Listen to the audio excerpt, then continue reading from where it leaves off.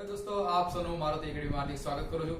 મિત્રો, આપણે લાસ્ટ લેક્ચરમાં આપણે કોમ્યુટેશન એટલે શું, કોમ્યુટેશન શા માટે આપવું જરૂરી છે અને ટર્ન ઓફ કેરેક્ટરિસ્ટિક્સ પણ મેં તમને સમજાવી હતી. તો આજના લેક્ચરમાં આપણે શું ભણવાના છીએ એના વિશે તમને થોડુંક માહિતી આપી દઉં. આજના લેક્ચરમાં આપણે સંપૂર્ણપણે સમજવાનું છે કોમ્યુટેશન કોને કહેવાય. લાસ્ટ લેક્ચરમાં આપણે શું ભણ્યું હતું કે કોમ્યુટેશન શા માટે આપવું જોઈએ, કોમ્યુટેશન આપી શું ફાયદો થાય, how to turn off the SCR, how to draw turn off characteristics of HCR, એટલે કે HCR ની ટર્ન ઓફ કેરેક્ટરિસ્ટિક્સ કેવી રીતે ડ્રો કરવી એ આપણે લાસ્ટ લેક્ચરમાં કર્યું હતું. પણ આજના લેક્ચરમાં કોમ્યુટેશન શું છે, કોમ્યુટેશન ડિફરન્ટ ટાઈપ્સ ની મેથડ કેટલી છે અને આપણે એ પણ સમજવાનું છે કે કોમ્યુટેશન એટલે કઈ કેના વડે વ્યાખ્યાયિત કરી શકાય. મિત્રો, એટલું આજે ભણી એટલે આપણે આ ચેપ્ટર એટલે કે ચેપ્ટર નંબર 2 એ આપણું કમ્પ્લીટ થાય. પણ મિત્રો, એક લેક્ચરમાં કમ્પ્લીટ નહીં થાય, કારણ કે કોમ્પ્યુટેશનની ટોટલ 5 કે 6 ડિફરન્ટ ટાઈપ્સ ઓફ મેથડ છે. મેઇન 2 છે, પણ એની પાછી સબ ડિવિઝનમાં પછી 5 મેથડ છે, એ પણ આપણે સમજવાના છે. તો મિત્રો, હવે આ ચેપ્ટર માત્ર 2 કે 3 લેક્ચરનું છે ને પછી તમારા ચેપ્ટર પૂરું થઈ જશે. તો મિત્રો, સ્ટાર્ટ કરીએ આજનો ધમાકેદાર શાનદાર એવો સેશન. મિત્રો, HCR નું કોમ્યુટેશન કોને કહેવાય? સિમ્પલ અર્થમાં કહું તો કોમ્યુટેશન એટલે કે કરંટને એક રસ્તેથી બીજા રસ્તે આપણે ટ્રાન્સફર કરવાની મેથડને કોમ્યુટેશન કહેવાય. યસ મિત્રો, આને પણ આપણે કોમ્યુટેશન કહી શકીએ. બીજી રીતે વ્યાખ્યાયિત કરું કોના ટર્મ્સમાં? HCR થાયરિસ્ટરના ટર્મ્સમાં. HCR માટે કોમ્યુટેશન એટલે શું? HCR માટે કોમ્યુટેશન એટલે કે એક HCR માંથી બીજા HCR માં કરંટ ટ્રાન્સફર કરવાની મેથડને, કરંટ ટ્રાન્સફર કરવાની પ્રક્રિયાને કોમ્યુટેશન કહેવાય. અને જ્યારે આપણે DC સપ્લાય આપવામાં આવે છે, આ મિત્રો આપણે ઓલરેડી ભણી ગયા, જ્યારે આપણે DC સપ્લાય આપવામાં આવે છે ત્યારે શું થાય? જ્યારે DC સપ્લાય આપવામાં આવે છે ત્યારે HCR ઓન થવા પછી પોતાની રીતે ઓફ થઈ શકતો નથી. યસ, આપણે લાસ્ટ લેક્ચરમાં ભણી ગયા મિત્રો કે જ્યારે આપણે ગેટ પર DC સપ્લાય આપીએ છીએ ત્યારે એ ઓન જ રહેશે, ઓફ થઈ શકતો નથી. હવે ઓફ કરવો હોય તો મસ્ટ બી શું થવું જોઈએ? આપણે એનોડની કિંમત એ લેસ ધેન કોના કરતા? હોલ્ડિંગ કરંટ કિંમત કરતા ઓછી હોવી જોઈએ. તો આને આપણે ઈ જે કરવાની પ્રક્રિયાને કોમ્યુટેશન કહેવાય. ઇન શોર્ટ, ટૂંકમાં કહું તો એટલે કે ઓન HCR ને ઓફ કરવાની મેથડને આપણે કોમ્યુટેશન કહેવાય. સમજી ગયા મિત્રો? તો આ ડિફરન્ટ ટાઈપ્સની કોમ્યુટેશનની મેથડ છે ભાઈ. સમજાયો? તો હજી એક વાત સમજીએ. કરંટને એક રસ્તેથી બીજા રસ્તે ટ્રાન્સફર કરવાની પ્રક્રિયા. HCR માટે કોમ્યુટેશન એટલે કે એક HCR માંથી બીજા HCR માં કરંટને ટ્રાન્સફર કરવાની પ્રક્રિયા. જ્યારે DC સપ્લાય આપવામાં આવે છે ત્યારે HCR કન્ટિન્યુઅસ ઓન રહે છે. હવે આ કન્ટિન્યુઅસ ઓન થયેલા HCR ને બંધ કરવા માટે એનોડની કિંમત હોલ્ડિંગ કરંટ કરતા ઓછી હોવી જોઈએ. આ કરંટની કિંમત ઓછી કરવા માટેની મેથડને કોમ્યુટેશન કહેવાય. ટૂંકમાં ઓન HCR ને ઓફ કરવાની મેથડને કોમ્યુટેશન કહેવાય. ઓકે, સમજી ગયું સાહેબ? હવે આ HCR છે એની કોમ્યુટેશનની 2 રીત છે. મેઇન ભાગ પાડવામાં આવું તો એના 2 ભાગ પાડવામાં આવે છે. પહેલો ભાગ એને કહેવાય નેચરલ કોમ્યુટેશન અને બીજો ભાગ ફોર્સ્ડ કોમ્યુટેશન. શું કહેવાય?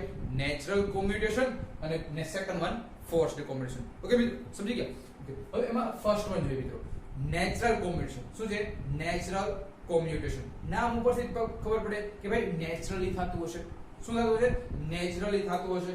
એટલે કે આ કોમ્યુટેશનમાં HCR ને ઓફ કરવા માટે એકય બહારથી સર્કિટ કે ડિવાઇસનો ઉપયોગ કરવામાં આવતો નથી.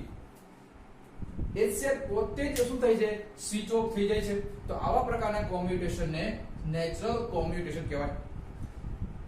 ઇનપુટ વોલ્ટેજ હંમેશા AC જ હોવો જોઈએ. કઈ મેથડમાં? નેચરલ કોમ્યુટેશન મેથડ છે એમાં હંમેશા ઇનપુટ વોલ્ટેજ તો ભાઈ AC જ હોવો જોઈએ. તો HCR ઓટોમેટિક બંધ થઈ શકે. અને આ નેચરલ કોમ્યુટેશનનું બીજું નામ લાઇન કોમ્યુટેશન પણ કહેવાય. શું કહેવાય? નેચરલ કોમ્યુટેશનને હું લાઇન કોમ્યુટેશન પણ કહી શકું. હવે મેથડ બીજી, ફોર્સ્ડ કોમ્યુટેશન. ફોર્સ્ડ કોમ્યુટેશન નામ પરથી ખબર પડે કે એને આપણે અલગથી સર્કિટની જરૂર પડતી હશે, અલગથી ડિવાઇસની જરૂર પડતી હશે. શું કામ? HCR બંધ કરવા માટે. બસ એ જ છે. આ કોમ્યુટેશનમાં HCR પોતે જ જાતે ઓફ થઈ શકતો નથી, માટે બહારથી સર્કિટ કે ડિવાઇસને યુઝ કરવામાં આવે છે અને આ મેથડને આપણે ફોર્સ્ડ કોમ્યુટેશન કહેવાય। અને HCR ને ઓફ કરવા માટે ફોર્સ્ડ કરવો પડે છે, તેથી ફોર્સ્ડ કોમ્યુટેશન અથવા એને આર્ટિફિશિયલ કોમ્યુટેશન પણ કહેવાય। શું કહેવાય? Artificial commutation. હવે આ ફોર્સ્ડ કોમ્યુટેશન એનો યુઝ ક્યાં થાય છે? તો મિત્રો એ થાય છે ચોપર નામની સર્કિટમાં અને બીજે યુઝ થાય છે ઇન્વર્ટરમાં। તો મિત્રો હવે આપણે જે નેક્સ્ટ ચેપ્ટર શરૂ કરવાના છે એ ચેપ્ટર નંબર 3 છે, એટલે કે ચોપર, એમાં પણ આપણે યુઝ કરશું, અને ઇન્વર્ટર ચેપ્ટર નંબર 4 એમાં પણ આપણે આ ફોર્સ્ડ કોમ્યુટેશન નામની સર્કિટનો યુઝ કરશું। તો મિત્રો સમજણ આ એક નાનો ટોપિક કે એક્ઝામમાં પૂછાય છે કે HCR નું કોમ્યુટેશન એટલે શું અને વિવિધ પ્રકારો સમજાવો। જો તમને વિવિધ પ્રકારો પૂછે તો આ વિવિધ પ્રકારો નહીં, આ વિવિધ પ્રકારો તમને નહીં લખવાના, તમારે શું લખવાનું કે HCR નું કોમ્યુટેશન એટલે શું, અને તમને એમ કે લાઈન કોમ્યુટેશન સમજાવો, ફોર્સ્ડ કોમ્યુટેશન સમજાવો તો તમારે આ સમજાવો, પણ તમને એમ કે HCR નું કોમ્યુટેશન એટલે શું અને વિવિધ પ્રકારો સમજાવો તો હમણાં હું વિવિધ પ્રકારો તમને લખાવું છું, એ તમારે લખવાના। Question clear? Okay, done.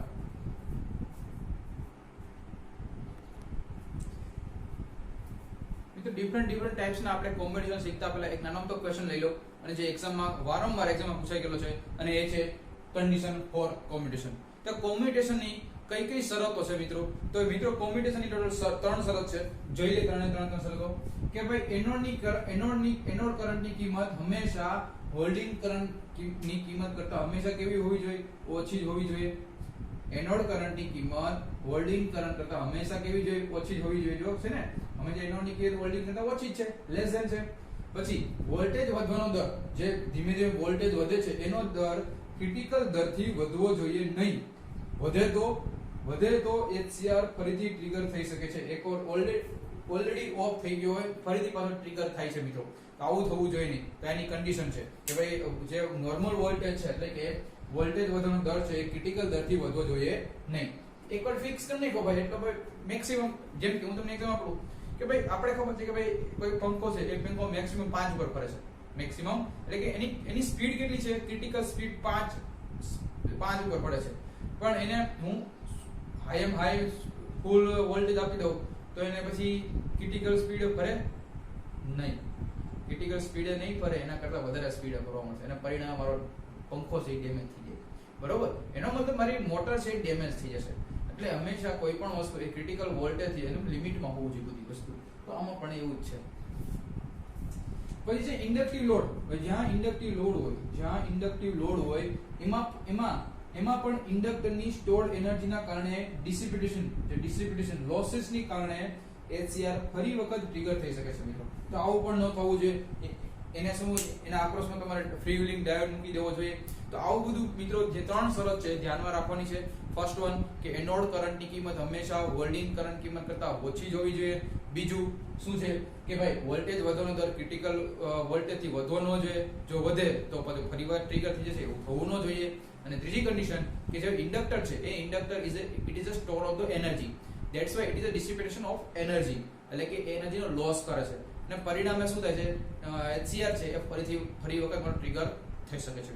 તો આ 3 જે કન્ડિશન છે, very most important condition of the competition, 3 condition તમારે must be remember for your GTU examination.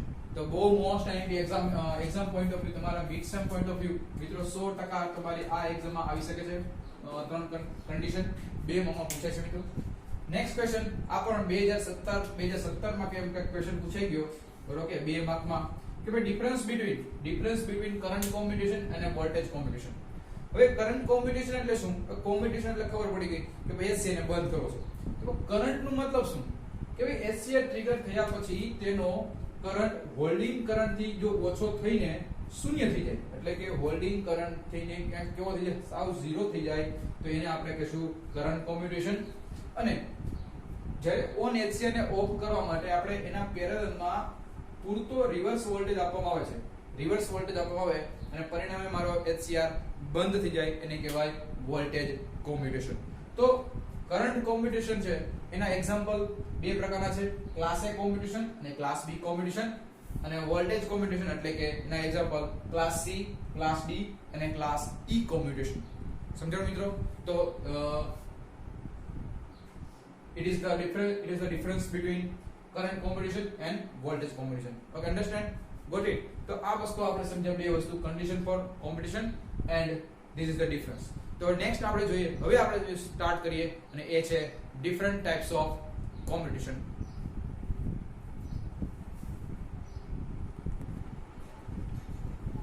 મિત્રો methods of first commutation, method of first commutation total 6 પ્રકારે છે. Class A, class B, class C, class D, class E અને class F. આ બધા commutation છે. એ બધા commutation ને અલગ અલગ નામ આપવામાં આવ્યા છે. ક્લાસ એ કોમ્યુટેશન છે તો એ ક્લાસ એ કોમ્યુટેશન ને એમાં લોડ ને રેઝોનન્ટ ની પ્રક્રિયા કરીને આપણે એસી અને ઓફ કરવાનો છે. તો આવા પ્રકારના કોમ્યુટેશન ને આપણે સેલ્ફ કોમ્યુટેશન પણ કહેવાય, કરંટ કોમ્યુટેશન પણ કહેવાય, રેઝોનન્ટ કોમ્યુટેશન પણ કહેવાય અથવા લોડ કોમ્યુટેશન પણ કહેવાય. ક્લાસ બી કોમ્યુટેશન એમાં આપણે એલસી સર્કિટ વડે આપણે કરંટની વેલ્યુને 0 કરશું અને પરિણામે એચસીઆર પર ઓફ થશે, તો એને કહેવાય સેલ્ફ કોમ્યુટેશન. ક્લાસ સી બીજા લોડ વહન કરતા એચસીઆર થી એલ કે એલસી ને સ્વિચિંગ કરીને, તો આવા સ્વિચિંગ જે પ્રક્રિયા કરી છે એને આપણે વોલ્ટેજ કોમ્યુટેશન કહેશું અથવા કહેશું કોમ્પ્લિમેન્ટરી કોમ્યુટેશન. પછી ક્લાસ ડી કોમ્યુટેશન કે મેં ઓક્સિલરી એચસીઆર એટલે એક તો એચસીઆર છે છતાં એક બીજો એચસીઆર નો યુઝ કરીને પણ હું મારા થાઇરિસ્ટર ને ઓફ કરું છું, તો એને કહેવાય class D commutation. This is very most important in your GTU examination, class D commutation. Class e commutation માટે આપણે અહીંયા પલ્સિસ નો યુઝ કરશું. પલ્સ નો યુઝ કરીને આપણે એચસી ને બંધ કરી શકાય. અને last and final class A, class F commutation, એમાં એસી લાઇન નો આપણે કોમ્યુટેશન કરશું. તો there are 6 types of HCR commutation. First one class A, class B, class C, class D, class E and class F. મિત્રો સૌથી વધારે GTU માં પૂછાણું હોય અને તમારી મિડસેમાં પણ પૂછાય છે એવું એક ક્લાસ A કોમ્યુટેશન અને ક્લાસ C અને ક્લાસ D. તો આ GTU એક્ઝામિનેશન માટે વેરી મોસ્ટ ઇમ્પોર્ટન્ટ છે, તો આપણે વધારે આપણે એમાં ધ્યાન આપશું. તો મિત્રો first of all we have discuss class A commutation. It is also known as resonant commutation. Class A commutation, it is also known as resonance commutation. મિત્રો અહીંયા આકૃતિમાં તમને બે સર્કિટ જોવા મળે છે, સર્કિટ 1 ને સર્કિટ 2. હવે આને આપણે રેઝોનન્ટ કોમ્યુટેશન સર્કિટ શું કામ કીધી? કારણ કે અહીંયા LC રેઝોનન્ટ સર્કિટનો ઉપયોગ કરવામાં આવે છે. કઈ સર્કિટનો? LC રેઝોનન્ટ સર્કિટનો ઉપયોગ કરવામાં આવે છે. એટલા માટે આને આપણે રેઝોનન્ટ સર્કિટ તરીકે ઓળખવામાં આવે છે. મિત્રો આકૃતિમાં દર્શાવ્યા પ્રમાણે અહીંયા L અને C જો L અને C ની કિંમત, જો L અને C ની કિંમત એટલે કે RL ની કિંમત વધારે હોય, RL ની કિંમત જો વધારે હોય તો કેપેસિટરને એના સમાંતરમાં ગોઠવવામાં આવે છે. અને આકૃતિ B માં તમે જુઓ, જો RL ની કિંમત એટલે કે લોડ રેઝિસ્ટન્સ ની કિંમત જો ઓછી હોય તો કેપેસિટરને એના સિરીઝમાં ગોઠવીને આપણે રેઝોનન્સ કોમ્યુટેશન કરાવી શકીએ. મિત્રો આ રીતમાં HCR માંથી પસાર થતો કરંટ જે છે, HCR માંથી પસાર થતો જે કરંટ, આમાંથી પસાર થતો જે કરંટ છે એ હોલ્ડિંગ કરંટ કરતા ઓછો કરીને HCR ને ઓફ કરવામાં આવે છે. એટલે જ આ પ્રકારના કોમ્યુટેશનને કરંટ કોમ્યુટેશન કહેવામાં આવે. આપણે હમણાં ડિફરન્સ જોયો કે કરંટ કોમ્યુટેશન એટલે શું કે ભાઈ હોલ્ડિંગ કરંટની કિંમત કરતા ઓછો કરીને શૂન્ય કરી દેવામાં આવે અને પરિણામે મારો HCR બંધ થઈ જાય છે, એટલે એને કહેવાય કરંટ કોમ્યુટેશન. તો ક્લાસ A પ્રકારનું જે કોમ્યુટેશન છે એમાં આપણે કઈ મેથડનો યુઝ કરી છે? Current commutation. સમજી? ઓકે. હવે મિત્રો આપણે જોવાના છે એના વેવફોર્મ કે કેવી રીતે કરંટ કોમ્યુટેશન, કરંટની વેલ્યુ 0 થાય છે in the HCR. તો મિત્રો let us start, we discuss in our waveform and draw the waveform.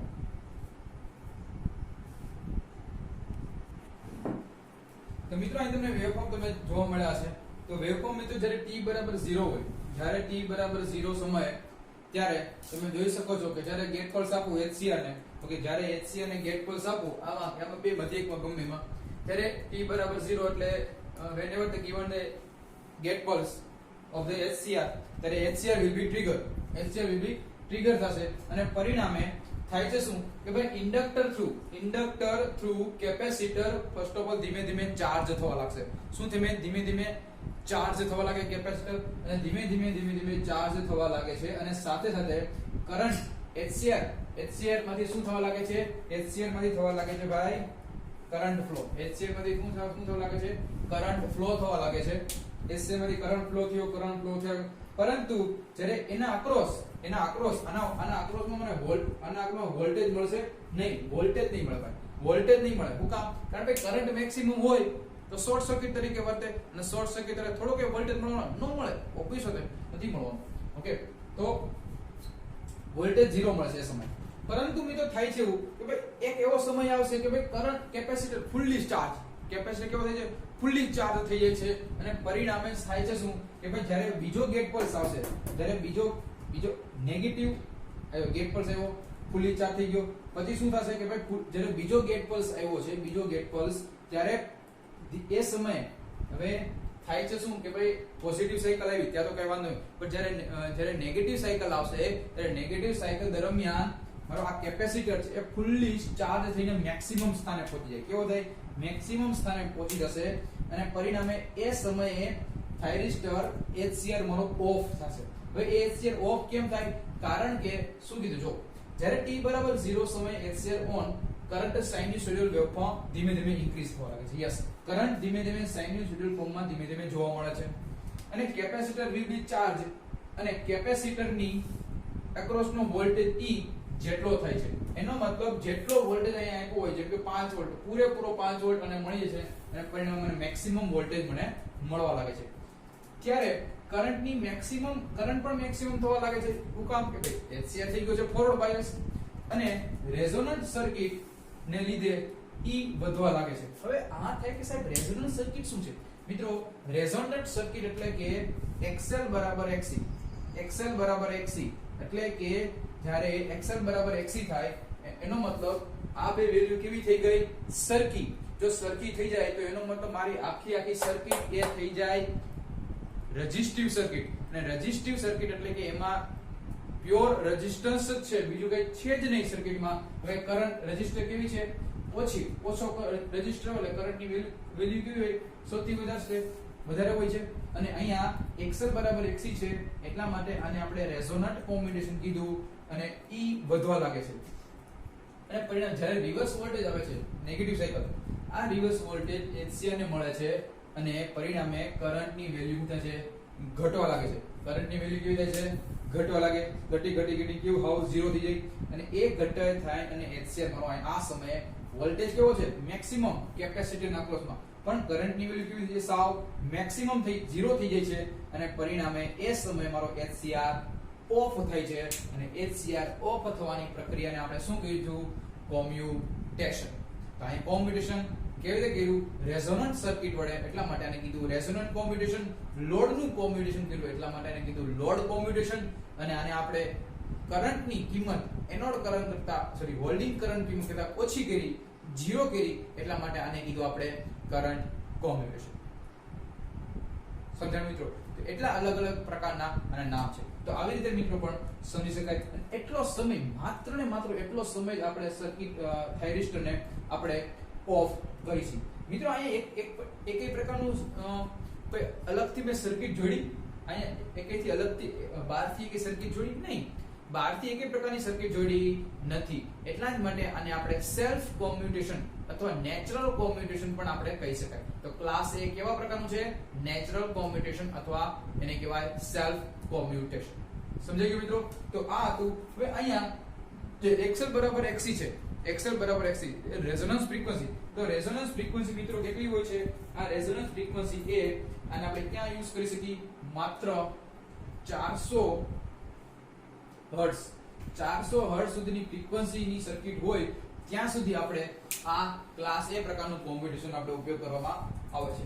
Okay, અને જો એનાથી વધારે મારે રાખવી હોય ફ્રીક્વન્સી તો આપણે રાખી શકતા નથી, કારણ કે જો હું વધારે રાખું તો કેપેસિટર અને ઇન્ડક્ટરની કિંમત વધી જાય છે, પરિણામે સર્કિટનું વજન વધી જાય છે, કોમ્પ્લેક્સિટી વધી જાય છે, અને પરિણામે ક્યાંય યુઝ થતી નથી. તો આ સર્કિટનો યુઝફુલ ક્યાં થાય? માત્ર ને માત્ર 400 હર્ટ્ઝ અથવા 400 હર્ટ્ઝ કરતા ઓછી ફ્રીક્વન્સી જ્યાં યુઝ થતી હોય ત્યાં આપણે ટ્યુનિંગ સર્કિટ માટે આવા પ્રકારની સર્કિટનો આપણે યુઝ કરી શકીએ.